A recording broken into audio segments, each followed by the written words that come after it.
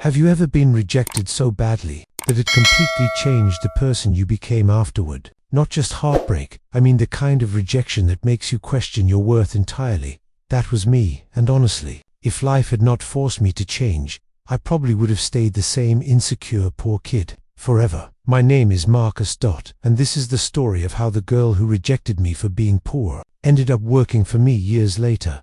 I grew up in a terrible neighborhood. Broken buildings, crime everywhere, police sirens, almost every night. My mother worked as a cleaner in office buildings, and most months we barely survived. Some nights she pretended she wasn't hungry just so I could eat. That kind of sacrifice changes a person from a young age. I understood something very clearly. Nobody was coming to save us. If I wanted a better future, I had to create it myself. School was difficult for people like me. Not because I was stupid. Because poverty follows you everywhere. My clothes were old, my shoes were cheap. And students noticed those things immediately, especially rich students. That's where Chloe came in. Chloe was everything I wasn single quotes t. Rich. Popular. Beautiful. Type of girl every guy wanted, and somehow we became friends. It started during a class project when we were forced to work together. At first, I barely talked because I felt intimidated around her, but Chloe was surprisingly kind, funny too. For weeks, we studied together after school at expensive cafes I secretly couldn't afford. Sometimes I ordered only water and pretended I wasn't hungry, and slowly, I started falling for her. Hard. Now, let me ask you something honestly. Have you ever confused kindness with love? Because that's exactly what I did. One evening after studying together, I finally gathered enough courage to tell her how I felt. My heart was beating so hard, I thought she could hear it. Chloe, I think I'm in love with you. For a second, she looked shocked, then uncomfortable. Then she sighed softly. Marcus, you're a good guy, but let's be realistic. That word instantly hurt me. Realistic. She looked away before continuing. And I come from different worlds. I stayed silent. Then, she said something I never forgot. You're the kind of guy girls struggle with, not build a future with. Honestly, that sentence destroyed me. I laughed awkwardly and pretended I was fine. But later that night, I cried alone in the bathroom so my mother wouldn't hear me, because deep down, I believed Chloe was right. I hated being poor, hated feeling small, hated constantly being judged before people even knew me, and slowly, rejection turned into anger, not toward Chloe, toward my entire life. A few weeks later, everything got worse. My mother collapsed at work from exhaustion. I remember sitting beside her hospital bed while she apologized for becoming sick. Apologized. Imagine working so hard for survival that you feel guilty for collapsing. That night changed me forever, because while looking at my mother, lying there weak and exhausted, I made myself a promise. I would never let her suffer like that again. Never. After that moment, my mindset completely changed. I stopped chasing popularity, stopped caring about parties, stopped trying to impress people who already underestimated me. Instead, I focused only on success. Every night, I studied coding online using free computers at the public library, because we couldn't afford internet at home, while other people slept. I worked. And honestly, there were nights I wanted to quit everything. Learning felt impossible sometimes. Failure became normal, but pain creates a different kind of motivation. And once you've watched your mother suffer long enough, excuses stop. Mattering. Years passed. After graduation, life remained brutal. Rich students found opportunities through family connections. Meanwhile, I worked random jobs just to survive. Warehouse shifts, food delivery, night security, anything that paid. But during every free moment, I kept building software projects quietly. Most failed immediately.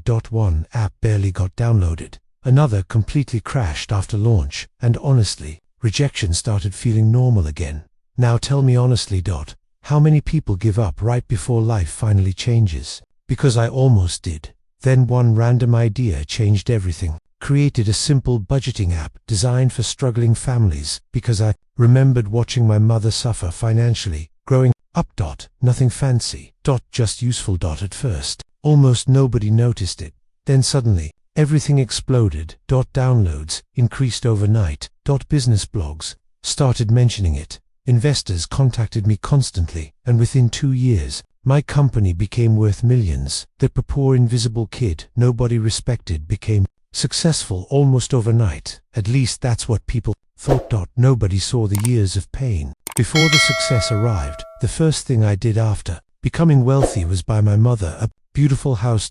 Far away from the neighborhood that nearly destroyed her health. When I handed her the keys, she cried harder than I had ever seen before. And honestly, that moment mattered more to me than money itself, because success feels different when you remember exactly where you came from. One afternoon, my assistant entered my office looking nervous. "We're interviewing candidates for the marketing department today," she explained. "Okay, there's someone you might recognize." She handed me a resume, and instantly, my stomach tightened. Chloe Carter. I stared at the paper silently for several seconds. Life has a strange sense of humor. Sometimes. When Chloe walked into the interview room, she froze immediately after seeing me. And honestly, she looked completely different. Still beautiful, but quieter, less confident, like life had humbled her. "Marcus," she whispered. I nodded calmly. Long time the silence became painfully awkward. Then she laughed nervously. "I can't believe this is your company." Funny, years earlier, she couldn't imagine building a future.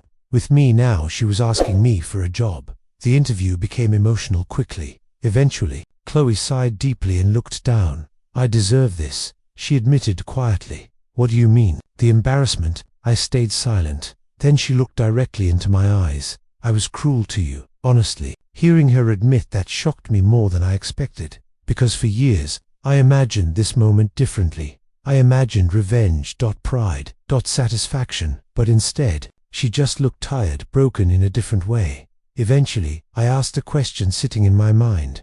"What happened to your life?" She smiled sadly. "My father lost almost everything after bad investments. Apparently, her family went bankrupt years earlier. The luxury lifestyle disappeared. Most of her friends disappeared too, and suddenly, she understood struggle for the first time. Then she whispered something unexpected. Losing everything taught me how badly I used to judge people." That sentence stayed in my mind, because suffering changes perspective faster than success ever does. At the end of the interview, Chloe stood up slowly. "I know you probably won't hire me," she admitted quietly. "Why?" She gave a bitter smile. "Because, if I were you, I wouldn't forgive me." Then she walked toward the door. And honestly, part of me wanted revenge. Part of me wanted her to feel exactly how worthless I once felt. But another part of me remembered something important. Life had already humbled both of us enough. So, before she reached the door, I spoke. "You start Monday." She turned around slowly, shocked. Then suddenly, she started crying. Fake crying. Real emotion. And honestly, that moment healed something inside me too. Over the next few months, Chloe became one of the hardest workers in the company. Always respectful, always prepared, always kind to everyone, especially employees, people usually ignored. And slowly, I realized something important.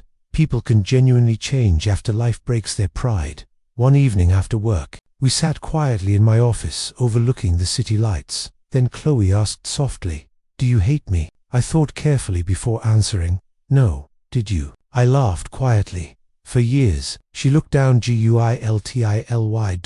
Then I admitted something else too. "But honestly, your rejection changed my life." She looked surprised. "What?" "If you hadn't broken my heart, I might have stayed comfortable being average." Silence filled the room. Then she whispered, "I still wish I had done it differently."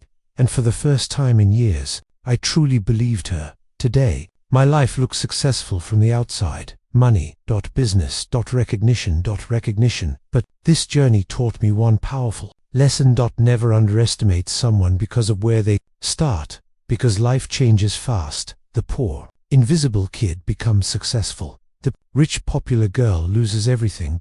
And sometimes, the people who once doubted you end up watching your comeback from the front row. Now, let me ask you honestly, if someone rejected you because you were poor, then came back into your life years later after you became successful, would you forgive them, or would you make them regret losing you?